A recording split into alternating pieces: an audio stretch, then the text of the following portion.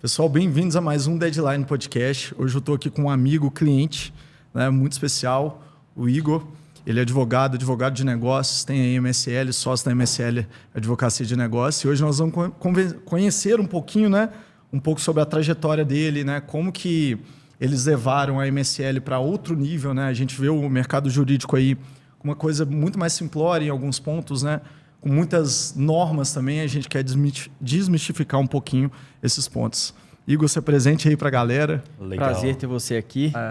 Obrigado Bom. pela presença. Muito bom, obrigado pessoal. Agradecer o convite de vocês, de poder vir aqui, contar um pouco da minha história, falar um pouco da MSL, trazer um pouco das opiniões que eu tenho, não somente sobre gestão, sobre negócios, sobre o que vem acontecendo no mundo do direito, no mundo dos empresários. E tá nesse lugar maravilhoso, né? Esse estúdio lindo que vocês têm aqui e vai ser um prazer. Legal demais. Ô Igor, te conheço tem muitos anos. Eu queria entender um pouquinho como que você foi parar na área do direito, né? Porque da vez que eu estudei com você na PUC, na verdade, no início, você fazia engenharia. Como que foi essa situação toda? Dessa entrada na MSL? Por que você foi para o direito realmente, escolheu esse caminho? Legal.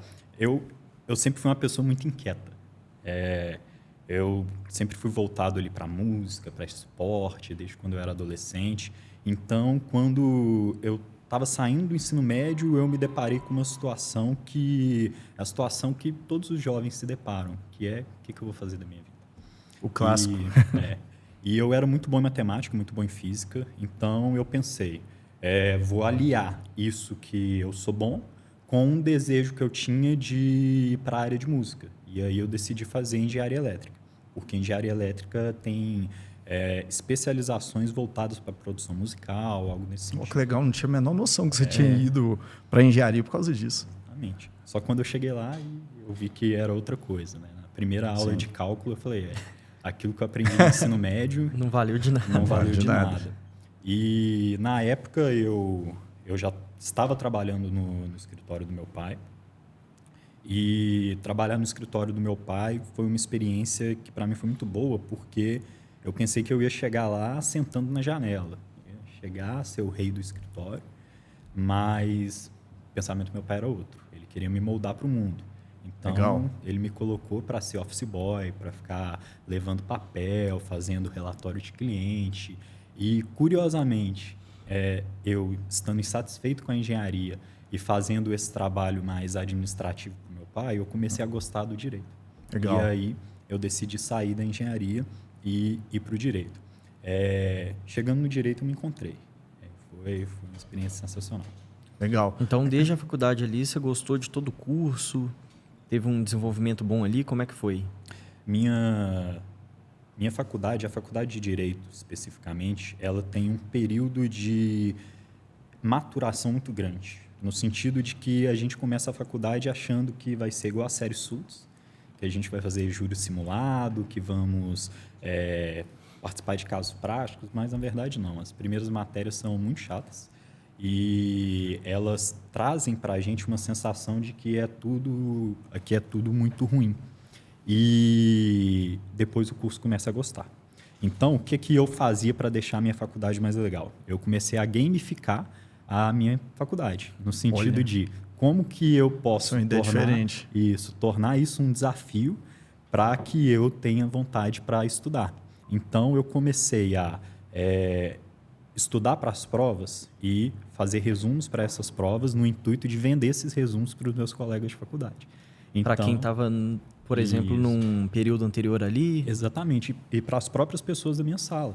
Então, vai ter uma prova semana que vem e eu já chegava com os resumos mesmo para a galera. Para o pessoal. Depois isso virou um Instagram que chamava College Jurídico. Você facilitou demais a vida de todo mundo. Exatamente.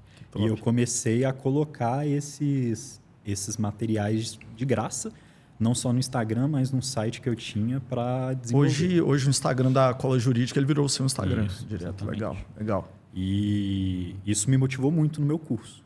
Então, eu comecei a gostar cada vez mais do curso, até que eu entrei no estágio e aí foi um start que eu tive muito legal. Que top. Eu queria entender um pouquinho, você falou que entrou no escritório do seu pai. A MSL ela tem ligação com o escritório do seu pai ou ela foi um negócio feito por fora ali com o Diogo, né? Que é seu irmão, vocês dois juntos que transformaram o escritório na MSL hoje, ou foi um escritório a mais que vocês fizeram ali por fora? Foi como se fosse um rebranding. Legal. O escritório do meu pai, ele já tinha esse nome, Montalvão e Souza Lima, só que ele atuava numa vertente totalmente diferente. Ele era aqui em Contagem, aqui na região metropolitana de Belo Horizonte, e ele atendia majoritariamente pessoa física, direito do trabalho. O escritório Certo. era debaixo da Justiça do Trabalho. Foi uma sacada genial que meu pai teve, porque o pessoal ia no escritório dele achando que era a Justiça do Trabalho e pedindo para olhar os processos. Pegava e resolvia o problema. Pegava ali. e resolvia. Cliente na hora. Legal.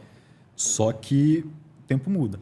E o direito e a forma de atuação dos advogados acabou mudando. Aquilo de ter um escritório para esperar o seu cliente entrar não funciona mais. E o Diogo começou a perceber isso na época. Começou a ver também que o direito empresarial ele era mais atrativo do que o direito para a pessoa física.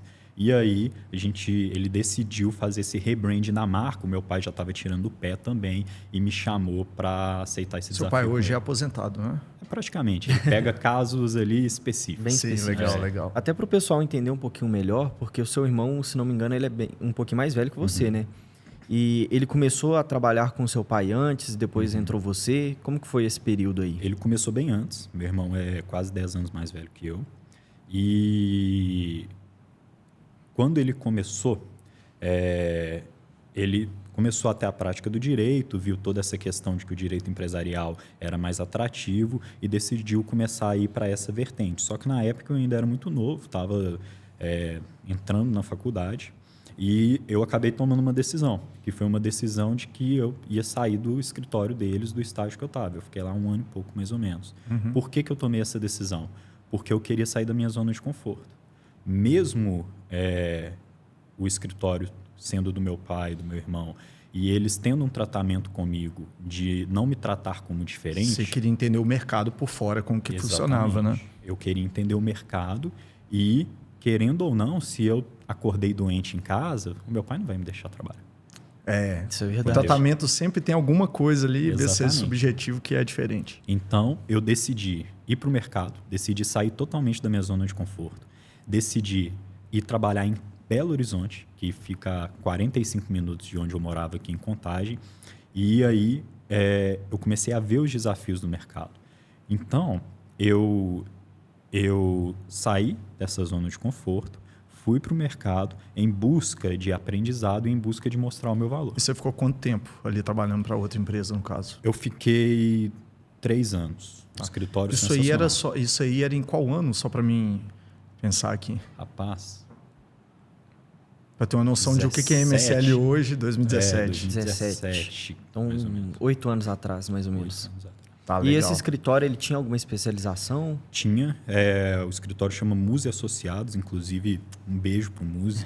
Sensacional, profissional, ímpar, me deu muitas oportunidades. Ele, o Gustavo, a Ana também, que era minha gestora, me ensinou muito sobre gestão. E eu cheguei lá como um estagiário normal. E lá eu comecei a querer ganhar meu espaço. Na verdade, tem até um ponto. Antes de ir para lá, eu fiquei 3 meses em um escritório no centro de Belo Horizonte, do lado da rodoviária, que é o pior lugar possível de Belo Horizonte para se trabalhar. Nossa, devia ser uma pauleira danada. E era um escritório que ele era um escritório de cobrança de financiamento de banco. Nossa. Tinha um telemarketing lá dentro, para você Nossa, ter ideia. infernal. Infernal. E com 2 meses nesse escritório, eles me ofereceram uma vaga de assistente jurídico, que eu ia deixar de ser estagiário e iria virar assistente, só que como lá eram demandas muito repetitivas, eu decidi sair porque eu já tinha absorvido tudo que eu tinha para absorver. E já dando um recado para você que é estagiário, estágio é para aprender, tá? Não é para você ganhar dinheiro, não. Se precisar que você abdique de dinheiro para poder ter uma experiência melhor para sua carreira, vá nesse ponto. pensar a longo escutando. prazo, né? As pessoas às vezes querem começar a ganhar muito dinheiro, sendo que nem formou ainda. E o E Igor tá de momento prova. aprendizado. E o Igor tá de prova aí também, né? Ele mesmo ali tendo o escritório do pai dele, ele foi procurar aprender o que era o mercado de verdade, né? Não somente um escritório, foi em um escritório, foi no outro ali, entendeu o que realmente poderia modelar para depois voltar. Legal. Isso aí em 2017, correto? Isso. Depois de 2017, você passou por esses 2 escritórios e você voltou ali para o escritório. Isso aí já era quando? 2018, mais ou menos? Para a MSL? É, para a MSL. Não, foi logo depois que eu formei. Eu fiquei no Muse até 2020. E no Muse tem uma situação engraçada que, quando eu ainda era estagiário, eles me ofereceram para que eu passasse a trabalhar 8 horas por dia lá, como se fosse um estagiário premium, né? Mas eu fazia praticamente as coisas de advogado, justamente por conta dessa dedicação que eu sempre demonstrei. Então, quando eles me ofereceram essa vaga, minha vida virou um caos, porque eu morava em Contagem, eu tinha que pegar o primeiro ônibus do dia, que era 5h30 da manhã, para poder chegar na Savassi quase 8h30 mais ou menos, então dava 2h30 de trajeto todos os dias. Trabalhava de 9 da manhã até 6 da tarde, para poder voltar para a Contagem de ônibus novamente e chegar na minha faculdade, que começava 19. Nunca chegava 19. Impossível. Impossível. Fazendo a Que conta aqui na caminho que é cabeça é esse? impossível. Nunca chegava na faculdade. Então, eu fiquei ali praticamente 1 ano e meio, 2 anos, perdendo o primeiro período da faculdade em prol de adquirir experiência. E essa experiência fez com que a advogada que era minha gestora lá do Muse, ela recebeu uma oportunidade, decidiu sair. E eu ainda, como estagiário, pensei, eu não vou deixar o escritório trazer um novo advogado. Eu vou assumir essa vaga dessa advogada. Legal. E aí, Atitude. o escritório abriu um processo seletivo que eu percebi que ia demorar 2 meses. E eu pensei, eu tenho 2 meses para assumir essa vaga. Não deu outra. Eu demonstrei o meu trabalho, gerei confiança para os sócios. E aí, eles decidiram não trazer um advogado para essa área, e eu meio que virei ali o advogado responsável para essa área, que era a área empresarial e societária do escritório. Legal, que era exatamente o que você já tinha noção ali do tipo de experiência que você estava procurando. Exatamente. Uma experiência mais de gestão, como é que é feito o negócio ali. É mais um foco do que a MSL se tornou hoje ali, né? Exatamente. E aí, o Diogo, vendo toda essa minha dedicação, quando ele decidiu trazer de volta esse nome da MSL, com esse rebrand, essa nova postura de negócio, ele me chamou. E uma coisa que ele sempre fala é que ele me chamou não porque eu sou irmão dele, mas ele me chamou por conta dessa dedicação que eu sempre vim demonstrando. E ele deixa isso claro. Você tem que merecer. Competência, né? Eu tenho meritocracia certeza de verdade. que se eu tivesse ficado lá no escritório do meu pai, sentado, fazendo nada, ele não ia ter me chamado para isso. Né? E aí a gente decidiu tocar a MSL. Legal. Aí que é o ponto que eu queria pegar, né? Porque você, beleza, trabalhou aí nos 2 escritórios, voltou para a MSL. Quando você voltou para a MSL, que no caso, gente, a MSL hoje é um dos escritórios de referência nacional, né, em advocacia de negócios. E eu vejo muito, eu vou ter que falar isso, tá? O mercado de direito, em cima de posicionamento, adquirir novos clientes, né, comercialmente falando, ele é extremamente amador. Tá? Retrógrado, na verdade. Extremamente amador mesmo, vou ter que ser muito sincero. Depois que a gente entrou para fazer o trabalho com vocês lá, alguns outros advogados até me procurou ali para a gente, né, com alguma opção para começar a entrar nesse meio. Só que eu não quis. Por quê? Por que eu não quis? Na hora que eu entrava para analisar como que era, pelo menos, o posicionamento, o padrão que toda empresa precisa ter, né? Como que você está no Google, por exemplo, como que você está... eu entrava no CEO lá, era foto de cerveja dentro do Instagram. Eu entrava no site do cara, tinha um fax lá até hoje. Nem sei quando que pararam de usar fax.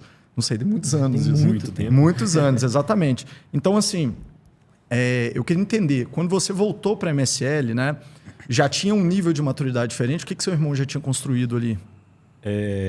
Ele tinha construído para mim o que é mais importante, que é a visão de negócios e a visão de foco no cliente, que tem que ser o diferencial de qualquer empresa hoje, não só de escritório de advocacia. Então, quando a gente decidiu reabrir a MSL, entre aspas, porque ela já existia, mas a gente mudou totalmente a nossa visão, a gente olhou para o mercado. E olhando para o mercado, a gente entendeu quais eram os principais problemas que os escritórios de advocacia possuíam. E quais eram esses problemas? O primeiro, uma falta de uma gestão profissional. Os escritórios não têm gestão profissional. Normalmente é um advogado que tem ali uma equipe embaixo dele, nunca estudou sobre gestão, centralizador, e isso não prospera. Tudo tem que passar por ele. Na hora que começa a ganhar uma grana, ele tem 3 advogados, pega, Exatamente. põe dinheiro no bolso e Não depois tem, esquece. Não tem financeiro no Sim. escritório, o dinheiro do escritório se confunde com o dinheiro do sócio. Outro ponto que a gente identificou foi a falta de foco no cliente. E aí, eu até te faço uma pergunta. Se você já teve algum processo na sua vida e entrou com o advogado, esse advogado ele ficava te mandando relatório sempre ou ele sumia, depois de 2 anos ele aparecia? Ou eu tive um caso agora, inclusive, eu ia até entrar em contato com você, que eu tô com um problema muito grande que eu tenho que resolver, tá? Muito grande. Olha o que aconteceu, né? Não, eu não sei nem se eu posso falar isso aqui no podcast. Mas aí eu já tive um CNPJ, né? De uma corretora de seguros e esse CNPJ foi fechado.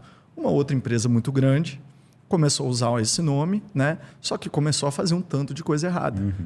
Como a galera pesquisa no Google e vem em cima, começou a cair tudo em cima do nosso CNPJ que foi fechado. Aí quem que começa a procurar? E que vai levando coisa lá. Exato. Exatamente. Mas assim, Não sei se vocês conseguem me ajudar nisso, né? Até a pergunta que você me trouxe, uma vez que eu precisei, né? O advogado me passou o que deveria ser feito, me passou o Pix e, para ser sincero, tem 2 anos e até agora ele não falou nada. Sumiu. Eu sei que foi resolvido, mas ele não falou nada, não E me os informou outros- nenhum E processo. os outros advogados lá que eu cheguei a procurar, né? Nossa Senhora, assim, só me falava assim, não tem o que fazer. Não dá pra fazer isso aqui. Não sei o quê. Nunca tentou procurar uma solução. Porque quando a gente olha para o cliente de verdade, a gente tem que procurar uma solução para ele. Exatamente. Né? Até para não ficar só com aqueles mesmos produtos. Quando a gente olha no cliente, a gente entende que realmente qual que é o tipo de produto que a gente tem que fazer. Né? Que eu imagino que vocês foram desenvolvendo ali, né? Todo esse ser de produtos, toda a estrutura da MSL no longo do tempo. Exato. Até lendo os stories do Thales Gomes, se não me engano, da G4, né? Ele falou, cara, o meu advogado, ele não é um cara que resolve problema. Ele é um cara que me traz oportunidade de negócio. Ele me mostra o que eu posso fazer dentro da minha empresa que vai me trazer um resultado ainda maior. Então, acaba que vira uma consultoria, né? E como que vocês modelaram isso? Como que vocês chegaram nessa solução que vocês entregam hoje? Ou até Qual foi o pensamento? Até dando um adendo a mais, né? Às vezes, quando a gente vai criar uma oferta para vocês lá, eu falo isso muito com a Cristina, né? Quando você está numa empresa B2B, você está levando soluções para outras empresas, que é o que vocês fazem, né? Você só pode fazer 3 coisas. O primeiro é diminuir risco, né? O segundo é diminuir custos e o outro é aprimorar resultados. Então, é literalmente o que vocês fizeram. Vocês trazem exatamente esses 3 pontos e falam com o cliente, qual que você quer aqui? Esse aqui é menor risco, esse aqui pode ampliar resultado. Vocês conseguem entregar a melhor solução para eles. Né? Exatamente. Passo um exemplo prático hoje.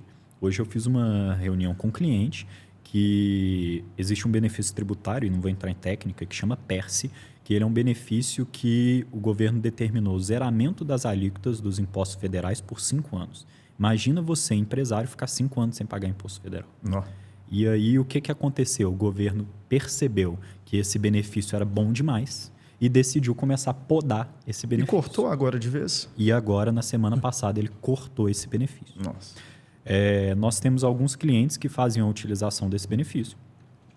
E aí, esses clientes foram procurados por nós, porque mesmo já estando na nossa carteira de cliente, o foco é o cliente, o escritório tem que procurar eles. E na conversa que a gente teve, eu trouxe para ele, falei, olha, isso aconteceu, o entendimento do escritório é que esse corte do benefício não poderia ter ocorrido por conta disso, fere uma norma constitucional, fere uma norma do Código Tributário Nacional. A recomendação do escritório é que a gente entre com uma ação, um mandado de segurança, para poder garantir o seu direito de utilizar esse benefício até 2027, que seria o prazo... O prazo antes de sair. Vocês conseguem chegar... Exatamente, o prazo bacana. original. E aí ele topou entrar com a ação, mas ele falou, Igor, independente disso, eu vou continuar zerando a minha alíquota. Porque se lá na frente eu tiver uma decisão favorável, eu já girei esse dinheiro. E se essa decisão for desfavorável, eu vou ter condição, com o dinheiro que eu gerei por conta desse zeramento, de pagar aquilo que eu tenho que pagar. Eu falei, olha, assina esse termo aqui para mim.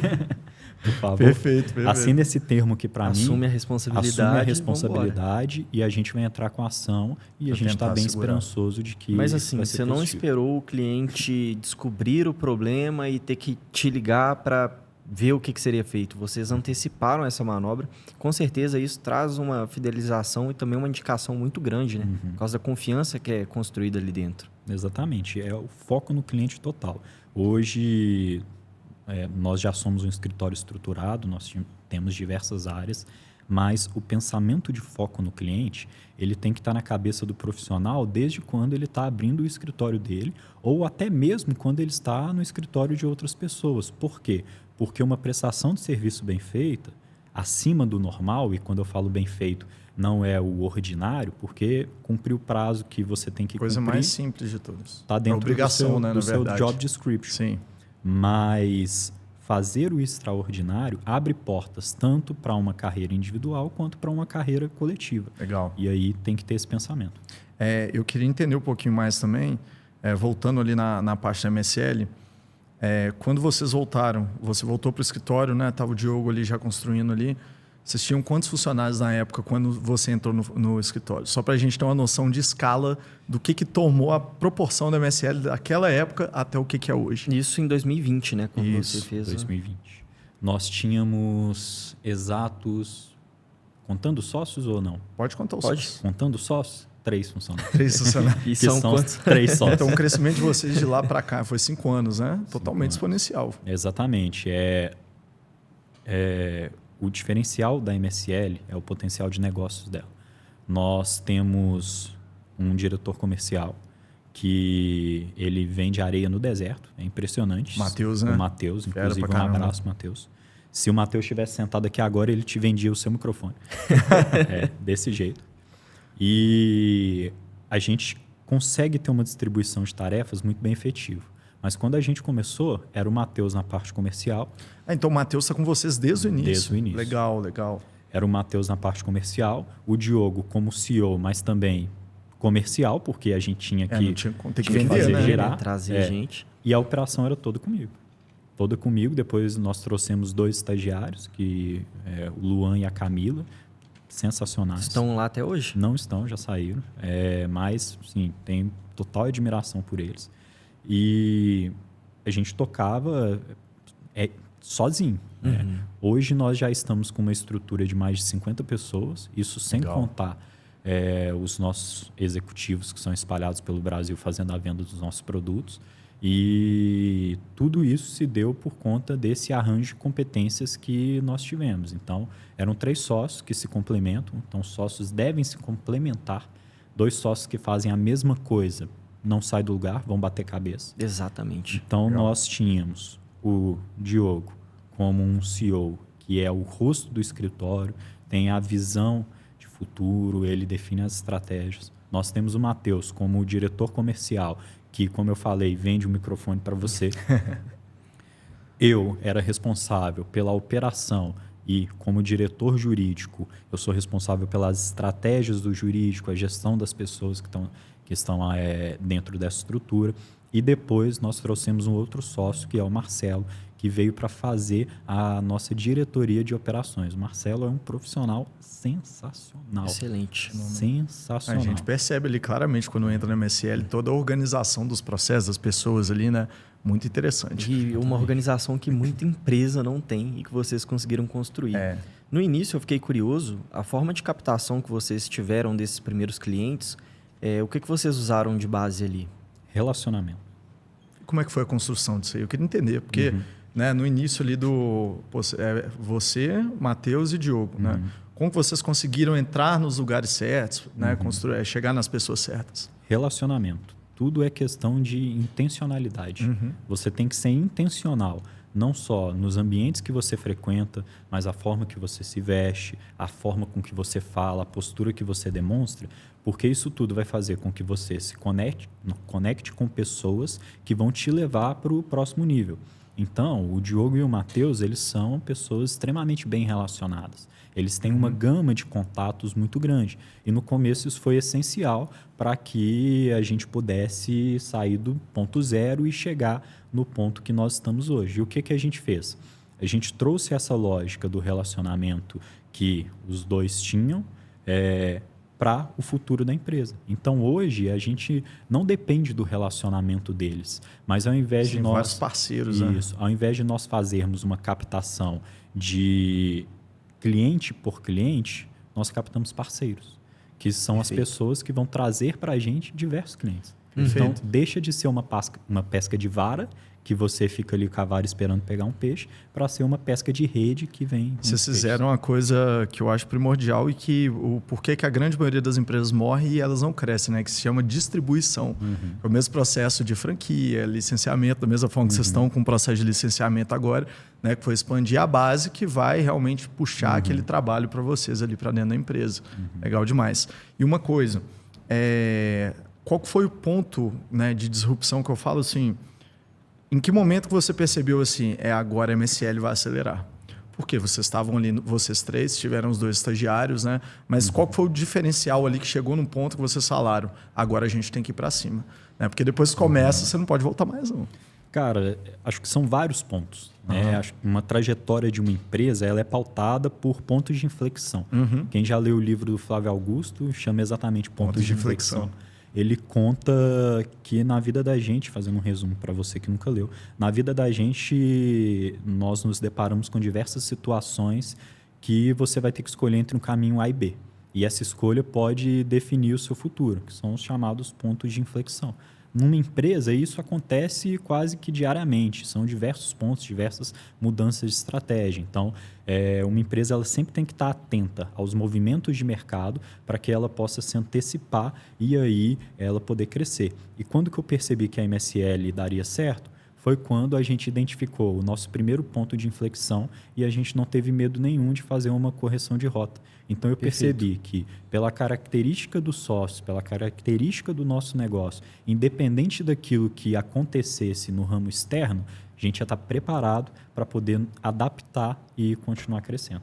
Até pegando o Flávio Augusto que você citou, tem mais algumas pessoas que você vê como exemplo, que te trouxeram uma base, e não só, né, de advocacia, mas também de negócios? Legal. O Flávio, para mim, ele é sensacional. O livro dele, Ponto de Inflexão, ele é um livro que eu recomendo para todo mundo. Paulo Vieira também, eu gosto muito. Não só pelas obras que ele já escreveu, mas também pela pessoa que ele é, que é uma pessoa sensacional, legendário também. Então, quem é legendário já é meio suspeito da gente gostar.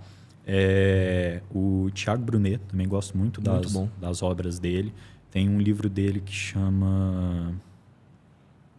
Agora eu não vou lembrar o nome, mas é um livro onde ele traz dicas práticas para que as situações do dia a dia você haja de uma forma a conquistar pessoas. Acho que é esse o nome do livro, alguma coisa pessoas. É um livro sensacional, então eu ficaria com esses 3. Flávio, Paulo Vieira e o Thiago Brunet. Legal. Ali na MSL, né, hoje vocês têm uma estrutura muito grande, eu acho que tem um diferencial danado. E provavelmente vocês estão provavelmente não, com certeza vocês estão procurando novos rumos, né? Vocês tiveram ali, qual foi a média de crescimento que vocês tiveram ali desde a época que você entrou realmente no escritório? Foi muito grande. Em números, eu acho que eu não consigo precisar, porque como a gente saiu praticamente 1.0 para onde a gente está hoje... Então estava no ponto zero mesmo. Como se fosse o ponto zero. Sim. Você estava fazendo um trabalho de reconstrução ali crescimento muito acelerado. Exatamente. Muito então acelerado. A gente mudou totalmente o rumo, né? Estava escutando hoje uma fala do sócio do G4, o Lucas, que ele falou uma frase que todo mundo já conhece, mas eu escutei hoje, que é: toda empresa tem que matar o seu negócio antes que o mercado mate. Exato. Então, eu entrei na MSL no momento que a gente estava matando o negócio anterior para o negócio que é hoje. E esse negócio também já foi modificado várias vezes desde quando a gente mudou. A diferença é que agora a gente tem uma estrutura e uma concentração de capital intelectual e capital de gestão que permite a gente fazer praticamente qualquer movimento no mercado. Legal. E uma coisa também, hoje vocês são 4 sócios. Como funciona o processo? Isso eu acho muito interessante, né? Até eu vou precisar disso aí brevemente. Como que funciona o processo de colocar novas pessoas na sociedade? Porque igual o O Marcelo entrou lá, né, provavelmente como diretor, mas hoje ele também é sócio do escritório de vocês. Como funciona esse processo? Legal. Como vocês decidem realmente colocar aquela pessoa lá? Eu vou trazer aqui 2 aspectos, tá? O primeiro aspecto de um aspecto de liderança e o segundo aspecto de um aspecto organizacional, tá? Legal. No aspecto de liderança, como eu falei, você tem que buscar pessoas que complementam as suas habilidades. Não adianta você trazer um sócio que tem as mesmas características que você. Então, se eu for buscar hoje um sócio no mercado e ir atrás de um sócio que ele tem um viés técnico, um viés de estudo, um viés de gestão, esse sou eu, cara. Né? Eu não preciso de alguém que faça isso, né? Mas você tem que buscar alguém que te complementa. E uma vez que você acha essa pessoa, você tem que partir principalmente de 2 pontos. Primeiro, a cultura dessa pessoa. Se ela tem a cultura do seu negócio, se ela está alinhada aos propósitos que você tem na sua empresa. Você acha que pessoa física, como pessoa física, também influencia dentro do negócio? Com certeza, é o que mais Eu falei isso influencia. com uma pessoa uma vez, ela falou comigo que não influencia de jeito nenhum. Eu falei, você está totalmente errado. Não, impossível, pô. Eu acho que Impossível. tudo que... quando a gente vai olhar quem que é o tipo de parceiro que você quer ali dentro do seu negócio, você tem que olhar muito também como que ele gira em todo o ecossistema da vida dele, tá? Em nível de organização, como que é o tratamento com as pessoas, em tudo que ele faz. Tem gente que só chegar na casa dela, você já vê que tem uma bagunça ali que vai refletir em outras áreas da vida, né? Ah, exatamente. Mas se você for uma pessoa que a cultura da sua empresa é uma cultura de bagunça, tá tudo certo.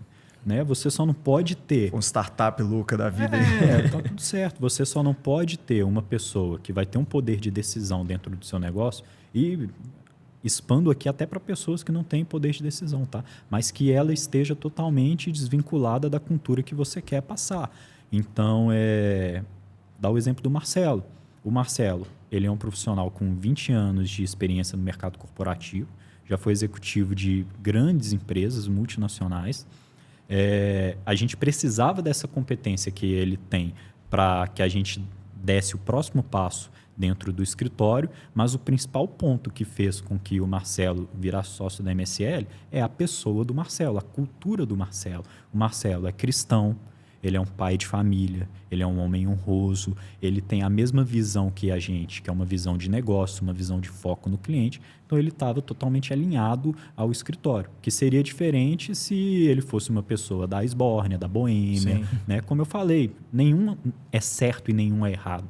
Mas você tem que alinhar dentro da expectativa do seu negócio. A cultura da empresa ali vale muito, né? Então não adianta você montar um cargo de liderança muito forte, né, com pessoas extremamente qualificadas, sendo que na hora de contratar e trazer pessoas para o seu negócio, você meio que desconsidera essa cultura e entra qualquer um. E uma coisa também, eu queria perguntar, você falou da parte organizacional também. Eu gosto muito dessa parte financeira ali da gestão do negócio. Como que funciona essa parte de separar as ações da empresa, né, no caso, para cada sócio? Como que funcionou esse processo desde... Porque você e o Diogo são irmãos, né? Matheus está incluído ali desde o início do processo. Marcelo entrou depois. Como foi essa dissociação? Legal. O Diogo é meu irmão, mas o Matheus e o Marcelo são também. Então, sim, claro, sem dúvida. Acabou virando ali... Nós temos uma relação mais do que de sócios, mas de amizade pura mesmo. E...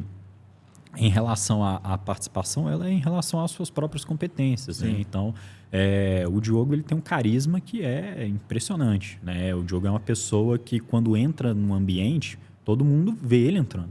Né? Ele inconscientemente tem essa postura. O Matheus é um vendedor nato. O Marcelo ele tem uma capacidade de organização imensa e eu tenho toda uma técnica e uma capacidade de gestão de pessoas muito grande. E aí tudo acaba se complementando naturalmente. Legal, então você vê que o Marcelo ele monta, digamos assim, os processos, organiza e você consegue executar isso de forma técnica? Exatamente.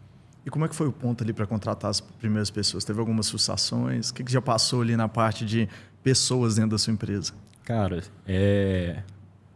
primeiro ponto que eu queria trazer é que o meu trabalho hoje ele não é fazer petição, não é despachar com juiz, ele é gerir pessoas. 90% do meu trabalho é gerir pessoas e ter pensamentos estratégicos dentro das atuações dos produtos da MSL. E gerir pessoas é um desafio.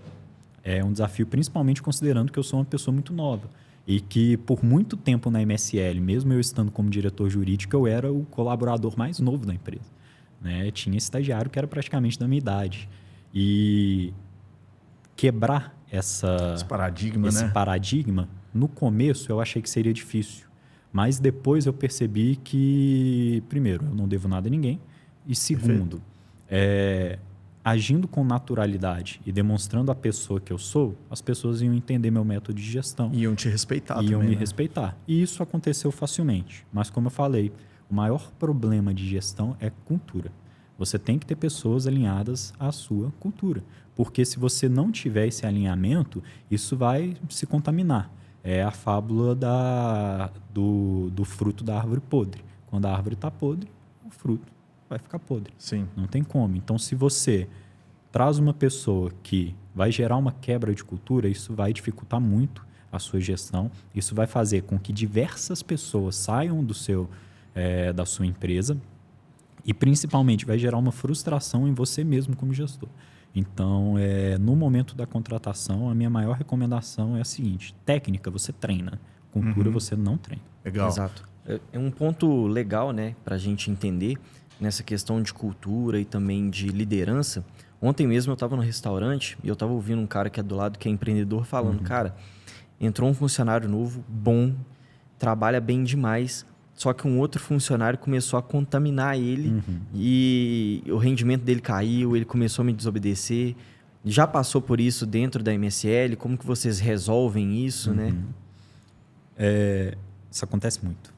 Muito mesmo. Isso é o que mais acontece. Pessoas que entram para contaminar um ambiente que você demorou anos para O construir. negócio é que vocês tiram rápido. Né? Isso. Então, estava lendo uma vez um livro da Kim Scott. Kim Scott, ela foi a CMO do Google. E quando ela chegou no Google, ela se deparou com o seguinte dilema: como que eu faço essa empresa que tem bilhões de acessos diários monetizar? Que não existia. Então, ela criou o AdSense. Ela foi a responsável por fazer a criação de todo esse sistema de anúncios que nós temos hoje, que move o mundo. Sim, sim. E ela traz uma parábola que é o seguinte: de que existia um homem russo que amava tanto o seu cachorro, tanto o cachorro, que quando ele precisou cortar o rabo do cachorro para poder cortar, que é normal de determinadas raças, ele cortava um pouco cada dia, ao invés de cortar de uma vez. Então, para o cachorro, você acha que seria melhor ter cortado de uma vez ou ter cortado um pouquinho Cortar de uma cada vez, sem dúvida. Então, na empresa, você tem que estar sempre lidando com esse paradigma. Corte o rabo do cachorro sempre. Cortar o Senão rabo os do dois cachorro. vão sair frustrados. Cortar o rabo do cachorro não quer dizer demitir. Quer dizer, resolva com rapidez e com objetividade aquilo que você tem que resolver.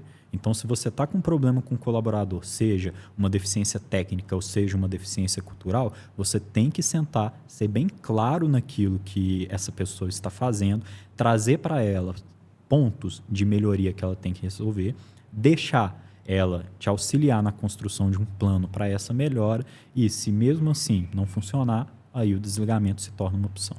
E esse papo de eu não acho gente boa para trabalhar, você acha que é um problema da empresa ou realmente o mercado que está assim? O mercado está difícil. Tá? Essa geração ela é uma geração muito imediatista. É uma geração que está muito acostumada ao home office, uma geração que está acostumada a ter as coisas na palma da mão de uma forma muito fácil. E isso torna mais difícil a contratação de pessoas qualificadas, mas não quer dizer que é impossível. Eu acho muito um ponto cultural também no Brasil, né? Você vê muita promessa hoje em dia para as pessoas mais novas de você vai entrar aqui, você vai ganhar dinheiro rápido, vai acontecer tal coisa. Isso não existe, né? E uma outra coisa, não adianta você ter dinheiro se você não é respeitado também, né? Então são vários pontos aí que tem que ser tratados. Acho que o maior problema daqui para frente vai ser justamente essa questão do imediatismo. Eu posso falar por experiência própria. Quando eu comecei meu negócio, em 6 meses, 1 ano, eu falei, gente, meu povo tá tudo milionário, eu ainda não, tem alguma coisa de errado. E eu com 20 anos de idade, achando que eu estava atrasado, sabe? Sendo que se a gente pega antes da internet, né, para a pessoa construir um negócio de sucesso, demorava décadas. E hoje em dia a pessoa quer, né, entrar num trabalho e já ser promovido logo de cara. E não é assim que funciona. Eu passei exatamente pela mesma coisa, né? Você fica naquela ansiedade de, eu preciso... Ansiedade de ter, né? Alguma coisa. Mas, na verdade, quando você vai perceber, gente, as coisas vão caminhando da maneira certa. Exatamente. Ser ansioso é bom, não é ruim. Porque faz com que você Deseje coisas que talvez você demoraria mais para alcançar. Mas o problema maior da ansiedade é a frustração. E a falta de planejamento de longo prazo. Exatamente, a falta de planejamento. Então, não tem problema nenhum você ser ansioso, querer crescer na vida, querer ter um cargo diferenciado. O que não pode acontecer é você se tornar uma pessoa frustrada porque essas coisas não chegaram no tempo que você esperava. E é o outro ponto, que aí eu acho que é o ponto mais relevante. Pessoas ansiosas que se frustram facilmente, mas que não entregam nem metade daquilo que elas desejam. Sim. Que é o principal ponto. Então, um advogado ele quer ter um aumento de salário, ou um colaborador ele quer ter um aumento de salário, quer ter determinada posição, mas ele não entrega nem perto daquilo. Você vai aguentar aquilo também. É até um negócio que eu queria entrar, a gente desmistificar um pouquinho também sobre o que é empreender. Sabe por quê? Porque tem um risco, né? A grande maioria da galera, ela entra com a cabeça de eu quero fazer dinheiro rápido. Mas você já viu o tamanho do risco e as consequências que você vai ter que correr, vai ter que arcar, né, no decorrer ali de acelerar demais. É a mesma coisa que vocês, né? Vocês tomaram bastante risco no decorrer desse processo. Para sair de um patamar que vocês eram há 5 anos atrás, patamar hoje, eu conheço empresas de 30 anos que não tem o tamanho de vocês têm, né? E como que foi essa turbulência? Porque eu sei que isso afeta direto no pessoal, afeta em diversos pontos. O que você sentiu aí nesse crescimento acelerado da MSL? Olha, a gente fala que a MSL é um avião que enquanto ele está decolando, a gente está construindo ele ainda. E é um desafio, porque, como você falou, existem riscos, mas existem responsabilidades. Então, hoje eu tenho a responsabilidade de 40 famílias diretamente ligadas à MSL que dependem do meu trabalho. Então, se eu não tomo decisões corretas diariamente, isso não afeta só a mim, não afeta só os meus sócios. Isso afeta todas as pessoas que estão ligadas. E expandindo um pouco mais, como nós fazemos uma prestação de serviço que muitas das vezes é recorrente para empresas que possuem também milhares de colaboradores, se eu erro, eu não estou comprometendo só 40, 50 famílias. Comprometendo todo um ecossistema. Eu estou comprometendo todo um ecossistema que pode chegar a milhares de famílias. Então, olha o peso que uma decisão tomada ela tem. E muita gente acha que empreender é só abrir um negócio, ficar rico. E só abrir um negócio, vou fazer um tráfego pago, vou começar a ganhar dinheiro. Não, o buraco é um pouco mais embaixo, mas é possível se preparar para isso. Legal. Desde que você esteja disposto a se esforçar. Exato. E assumir riscos, principalmente. Exato. Eu acho que o que você passou é extremamente interessante, que você quer dinheiro, mas você está preparado para segurar tudo aquilo que o dinheiro vai te trazer, né? Porque eu falo que é o seguinte, não tem como você não ter problema, a não ser que você esteja fazendo alguma coisa de errado, né? Exatamente esse ponto. E hoje, vocês chegando no MSL, eu queria falar um pouquinho sobre o momento do negócio agora e principalmente a visão de resultados de vocês e comercial também.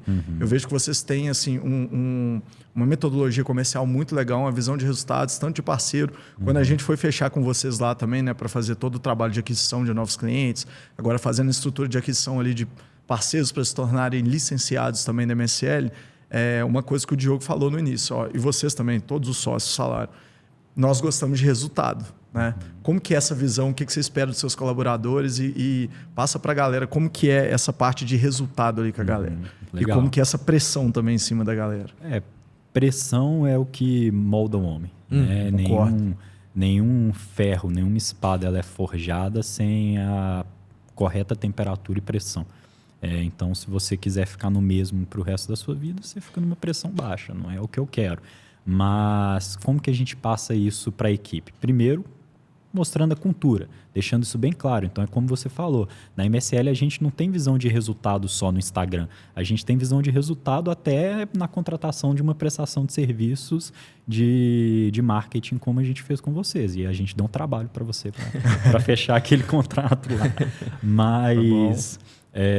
a gente traz isso no dia a dia da empresa. Então, hoje na MSL, todas as pessoas possuem metas, todas as áreas possuem metas. E essas metas elas são pautadas exclusivamente em resultados.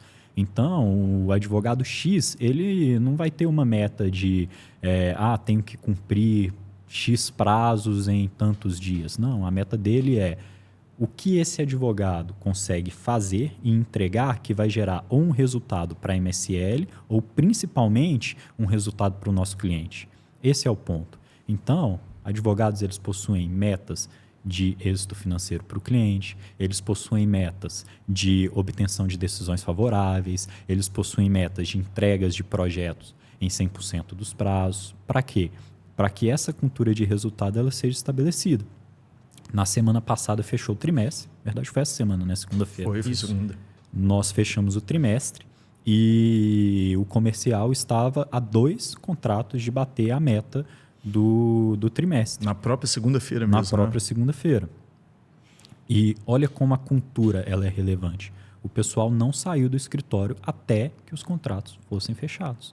Ficaram lá até 10 horas da noite. A gente foi todos os sócios para a sala do comercial. A gente pegava o celular, ficava ligando para fazer qualquer tipo de captação para o pessoal bater a meta. Então, não tem conversa. É sim, sim, não, não. Ou bate a meta ou não bate.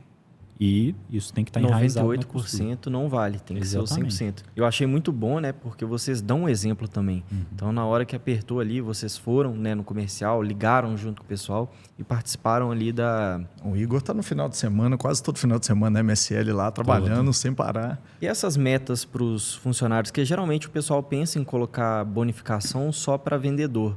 Vocês bonificam todo o time? Como é que... Todo time, todo mundo da MSL tem bonificação por cumprimento de metas. E aí, como eu falei, essas metas são sempre pautadas no resultado dentro da expectativa de resultado que aquela área específica vai ter. Né? Não adianta eu colocar uma meta de venda para uma equipe operacional, mas essa equipe operacional vai ter uma meta de identificação de oportunidades. Legal. Então, tudo se conversa. E uma outra coisa, eu queria falar agora... não quero falar de direito nem nada, mas quero falar do mercado jurídico. Você acha que o maior problema no mercado jurídico é justamente essa falta de resultado? De ser guiado a resultados, na verdade. Acho que nem é ser guiado aos resultados, mas o maior problema hoje do mercado jurídico é a falta de foco no cliente. Por quê? Os advogados eles não querem tratar o seu escritório como uma empresa. Eles querem tratar o seu escritório como se fosse a mesa da sua casa, que a sua família senta. Não. Tem que ser uma empresa, tem que ter processos, tem que ter operações, tem que ter metodologias para que o objetivo principal, que é o cliente, ele saia satisfeito no final dessa conta. Mas você não acha... Eu até entro num ponto... Às vezes, os advogados eles são desincentivados pelo ecossistema jurídico que vocês vivem. Né? Sim. Vamos falar, por exemplo, no caso da própria OAB. Quando a gente foi começar a fazer o processo de marketing ali, né, estruturar para vocês, tem diversas normas. Né? Então, acho que o advogado ele nunca foi instruído para ser empresário de verdade. Como que é lidar com esse tipo de situação? Até porque a divulgação em si ele tem muitas normas, muitas regras e muitas limitações, né? Isso.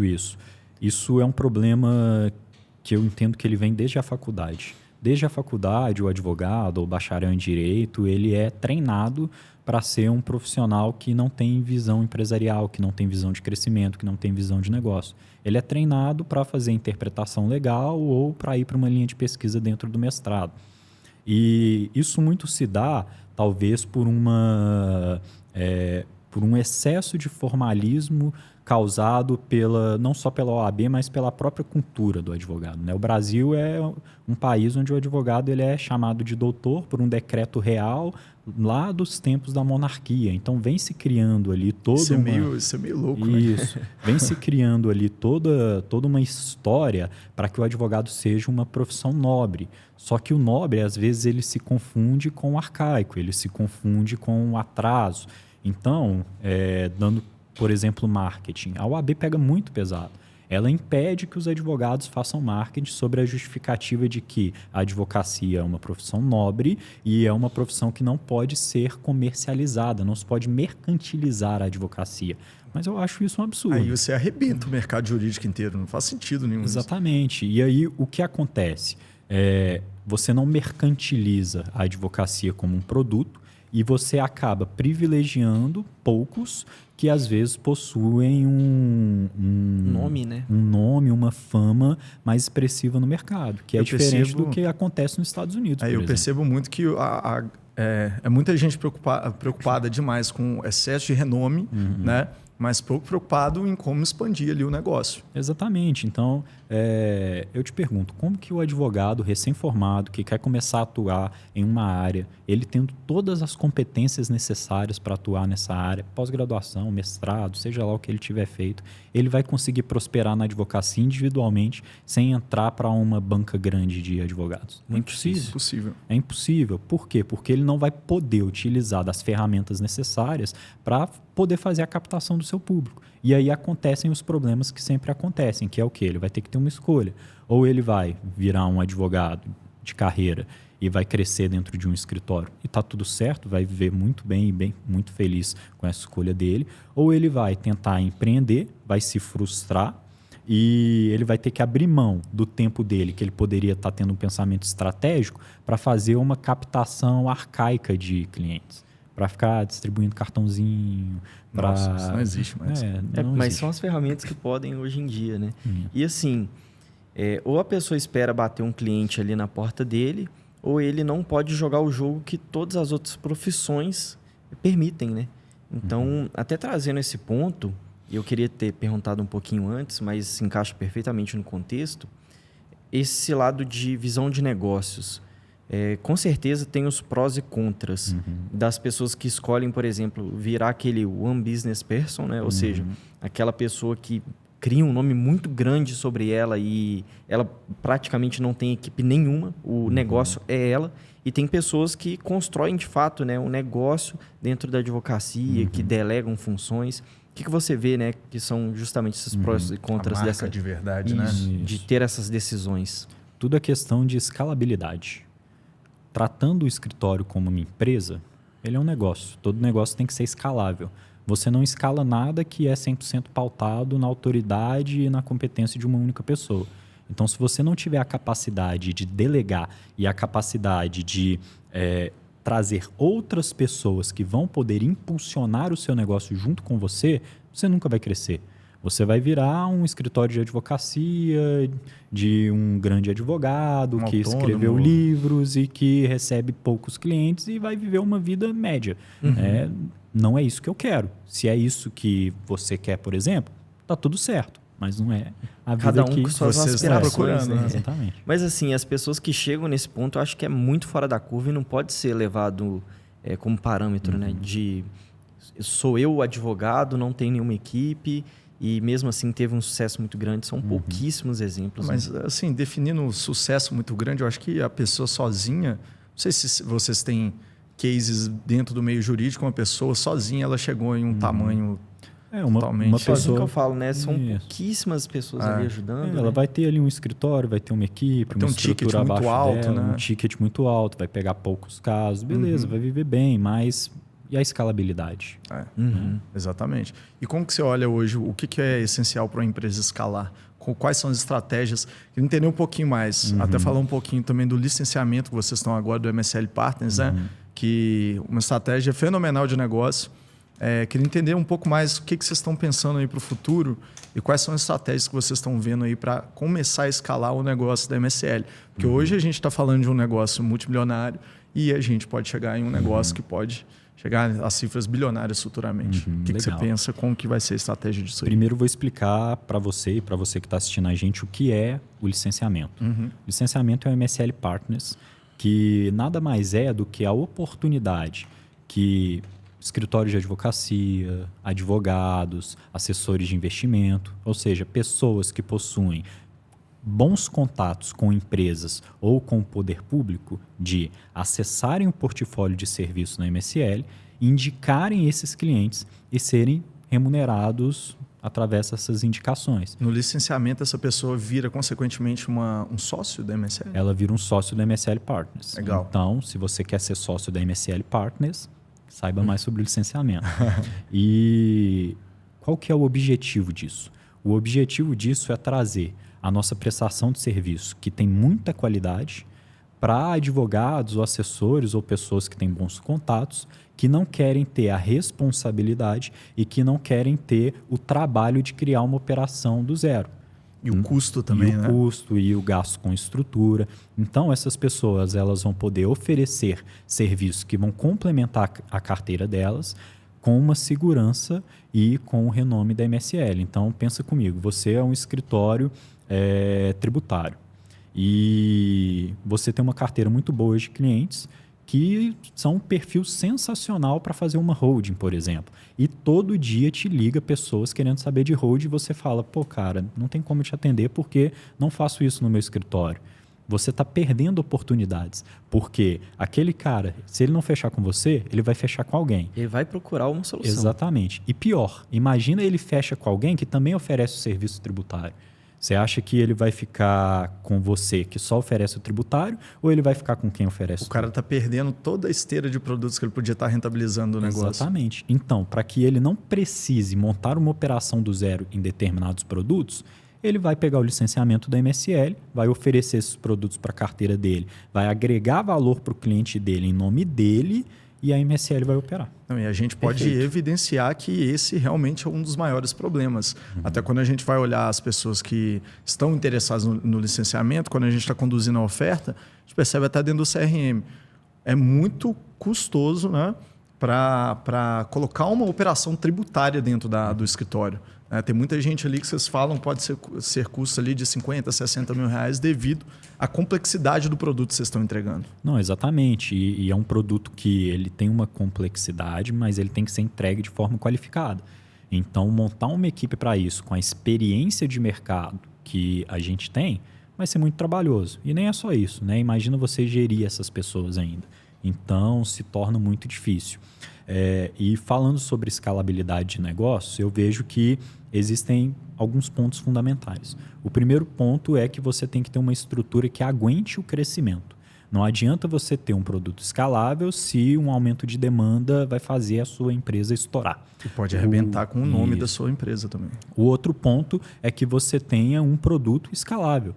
Né? Não adianta você ter uma estrutura montada e não ter um produto que ele vai poder ser entregue com qualidade de forma rápida para muitas pessoas. E o terceiro ponto é que você tenha uma venda bem estruturada. Por quê? Se você tiver uma estrutura, tiver um produto escalável e não vender, não vai adiantar nada. Então, esses são os 3 pontos e para mim são os pontos de qualquer empresa. E como que você conquista essas 3 coisas? Uma estrutura você conquista com uma boa gestão. Um produto você conquista com uma pessoa que tem uma visão estratégica, uma visão a longo prazo, uma visão de futuro. E vendas você conquista através de uma estruturação de venda muito bem realizada que uma empresa como a ReadStation, por exemplo, pode te ajudar a escalar o seu negócio. É tranquilo. Vou usar como anúncio. Vou usar como anúncio isso aí. Já tem um Faz o corte. Faz um corte. Mas aqui tem muita coisa que provavelmente você pegou dos Estados Unidos. Também como que você vê o mercado de lá, né? Quando a gente puxou o ponto sobre a OAB, você até comentou, né, sobre a diferença do mercado daqui e lá. Isso. Os Estados Unidos, para mim, é um choque de cultura. Além de ele trazer toda uma visão geral sobre planeta, sobre país, sobre educação das pessoas, dentro do meio jurídico ele é muito diferente, porque lá não há limitação em relação à propaganda e marketing. Então, você está andando na rua e tem um outdoor de um advogado falando, olha, tá vendo essa pessoa aqui? Eu acabei de ganhar $200 mil para ela numa ação de indenização. Liga para esse número que eu consigo para você também. Isso tem pontos negativos? Tem pontos negativos dentro da lógica que nós somos moldados aqui no Brasil. Mas eu vejo que existem mais pontos positivos. Por quê? Porque aqui no Brasil você vai se deparar com 2 situações. A situação de que você não vai achar um profissional qualificado para trazer sua demanda porque você não conhece ninguém e não pode ter marketing, ou essa demanda ela vai ficar concentrada na mão de grandes players que já estão no mercado há muito tempo. Que, na verdade, muitos deles tiveram a coragem de fazer pelo menos alguma ponta de marketing ou então são muito agressivos comercialmente falando. Exatamente. Né? Lá nos Estados Unidos, não. Lá você tem direito de fazer o seu negócio prosperar. Você vai ser empreendedor dentro da advocacia. Se isso significar que você vai ter que gastar com marketing, se isso significar que você vai ter que gastar com publicidade, você gasta, desde que você entregue a melhor qualidade possível para que seu nome não fique sujo no mercado. Legal. Que é o diferente do que acontece no Brasil. Suprir as expectativas, né? Exatamente. Você tem que saber como que você vai vender. Se você chegar aqui prometendo tal coisa, você tem que entregar exatamente aquela coisa. Exatamente. Então, é o livre mercado dentro do direito, que é uma coisa que, infelizmente, não acontece aqui no Brasil. E pior, além de não acontecer aqui no Brasil, a OAB ela tenta limitar de todas as maneiras que advogados se destaquem no mercado. Recentemente veio à tona aí o pensamento anti-ostentação da OAB, que diz que os advogados não vão poder ostentar nas redes sociais os frutos do seu trabalho. Nelson Williams está ferrado, porque vive dentro do castelo, tem não sei quantos carros de luxo, é a vida normal do cara, como que vai fazer? Então, às vezes a pessoa não está ostentando, ela só está compartilhando a realidade que ela vive e isso não tem como mudar. Tem como não, o cara chegou num tamanho, né, bilionário, como que você vai... Exatamente. E a vida do cara é aquilo ali, ele não está inventando. E quem vai definir o conceito de ostentação? Então é isso que você falou, Nelson Williams. Ele postar que ele está dirigindo um Rolls Royce, isso é ostentação ou é meramente a vida dele? Exato. É mais um dia comum pro cara. Exatamente. E aquele carro não significa nada às vezes. Isso. Se eu Dia postar ruim, que eu estou na Disney com a minha família, eu estou ostentando, é o meu dia. Eu trabalhei igual louco, pegava ônibus 5 horas da manhã, Por que voltava você acha que eles criam essas normas? Cara, Não consigo entender. é igual eu falei, é uma construção histórica. Eles têm esse pensamento de que a advocacia é tão nobre que ela não pode ser maculada por nada. Em cima de qual conceito? Isso é muito louco. Então, resumindo, ela é tão nobre que todo mundo tem que ficar pobre e não ganhar dinheiro para poder manter esse nome. Aí vai ficar nobre de verdade se manter nesse... É que eles pegam, como que eu posso dizer, coisas muito do passado para tentar se instalar numa realidade que é completamente diferente. Né? Nossa, que isso, cara. E que não é justa, né? Porque senão os mesmos players vão ficar sempre dominando o mercado e não vão dar espaço para aqueles que querem iniciar uma trajetória. E às vezes, né, até considerando esse período histórico, digamos assim, meu pai é um grande advogado, construiu um puta escritório. E aí chega eu, nasço, faço uma faculdade, sou extremamente ruim naquilo ali. Às vezes nem fiz porque eu gosto, fiz porque o meu pai fez. E aí eu assumo aquele escritório, consigo muitos clientes por causa do nome que ele construiu, enquanto um cara que estudou e é muito mais competente do que eu não vai ter a mesma oportunidade. Você né? só pega as pessoas... você corta literalmente todo mundo que está embaixo e só as pessoas já Você têm se nome apoia no mercado muito conseguem... no nome, né? E isso Exatamente. cria, querendo ou não, uma elite ali do direito. Uma outra coisa que eu queria perguntar, qual foi o choque de realidade que você viu sair do Brasil e para os Estados Unidos? O que você sentiu? Primeiro ponto é desenvolvimento. O Brasil é muito subdesenvolvido. Chega a ser estranho você chegar lá e se deparar com ruas de bairro duplicadas. Se deparar com avenidas sem nenhum lixo, sem nenhum buraco, com pessoas que são educadas. O melhor exemplo que eu posso dar é que nas grandes rodovias lá, você vai escolher a faixa que você quer ficar, a velocidade que você quer ficar, e você vai manter essa velocidade e essa faixa até você chegar no seu destino. Não existe ficar costurando. Estrutura de verdade, né? Isso, não existe ficar costurando carros lá. Se você vai fazer uma viagem de Orlando para Miami e tem um carro na sua frente que está fazendo a viagem de Orlando para Miami também, você vai ficar atrás desse carro a viagem inteira. Todos numa velocidade, pode ser até acima da via, não necessariamente eles vão ficar andando lento lá, mas não vai ter aquela loucura de Vai ficar passar um andando. motoqueiro louco do seu lado ali. Não vai passar um motoqueiro louco do seu lado, arrancando seu retrovisor. Então, é questão de cultura. E o maior choque que eu tive, quando eu voltei dos Estados Unidos e vim aqui para o Brasil, foi no aeroporto. Quando eu fui pegar a minha bagagem despachada e naquelas esteiras onde a bagagem ela vem para ser retirada, existe uma linha amarela que as pessoas não podem passar dessa linha amarela. Logicamente, no Brasil, estava todo mundo na frente daquela linha pulando amarela. na frente dela. Tudo. Exatamente. E lá nos Estados Unidos, se houvesse uma linha amarela, ela podia estar a 4 metros da rampa, não teria uma alma na frente daquela linha amarela. Então, é por isso que as coisas funcionam. Porque existe um sentimento de que as pessoas vão fazer aquilo que elas têm que fazer. Lá, a palavra vale muito. Se você está na Disney, por exemplo, você vai num guest service e fala que o brinquedo que você estava deu problema, a responsável ela nem vai olhar no sistema.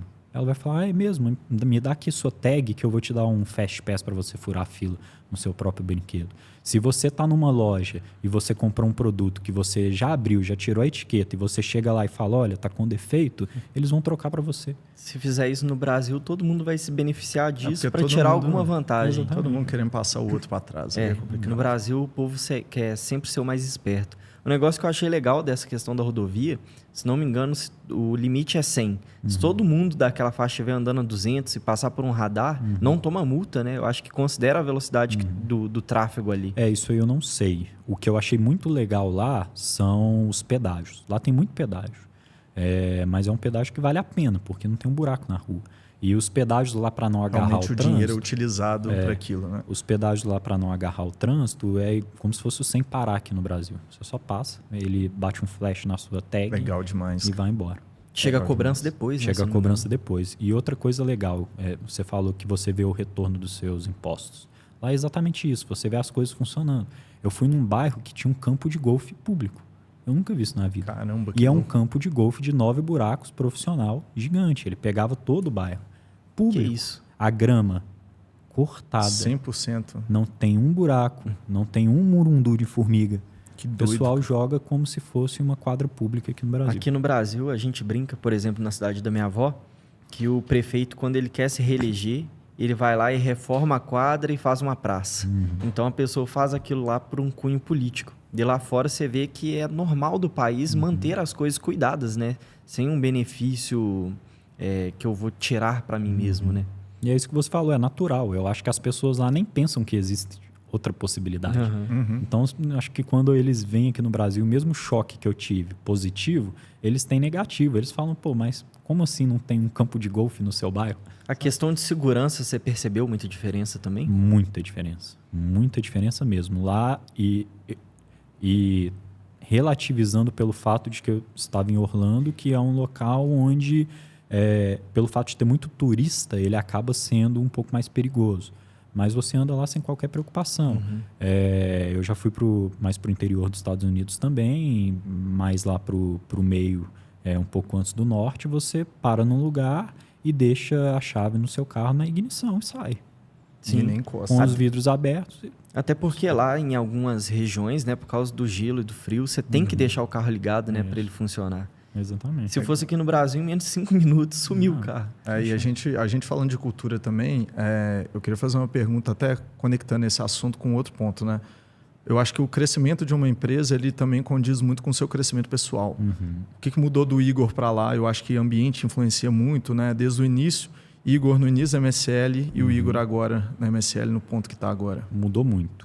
O primeiro ponto que mudou é a expansão de visão. Antes eu via o mundo de uma forma, hoje eu vejo o mundo de uma forma totalmente expandida. Então, antes eu morava aqui em Contagem, que é uma cidade muito boa, mas eu achava que a vida se resumia àquilo. Muito ruim, eu acho muito fraco para fazer negócio. Muito ruim para fazer negócio. Já em Belo Horizonte eu tive uma expansão muito grande. E depois que eu mudei e comecei a morar em Nova Lima, a minha visão foi outra. Então, quando eu morava aqui em Contagem, eu tinha um Gol 1999, 16 válvulas. E eu via um Civic na rua e achava que era o melhor carro do mundo. Eu não tinha noção que aqui no Brasil era possível se ter outro tipo de crescimento. Quando eu fui para Belo Horizonte, eu comecei a ver um Porsche. Agora o Civic se tornou mais comum. O Civic se tornou mais comum. Agora que eu estou morando em Nova Lima, lá a gente vê Lamborghini, a gente vê Ferrari.